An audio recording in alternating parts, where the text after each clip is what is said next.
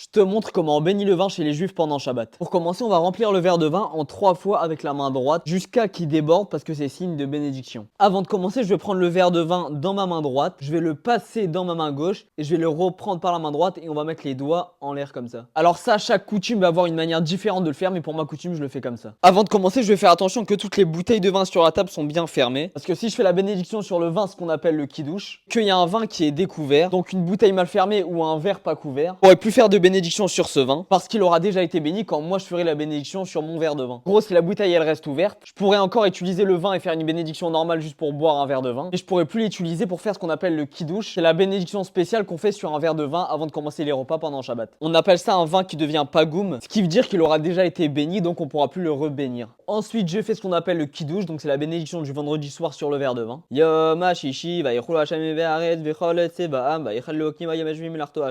Une fois que j'ai terminé la bénédiction dessus, je vais devoir boire le verre de vin.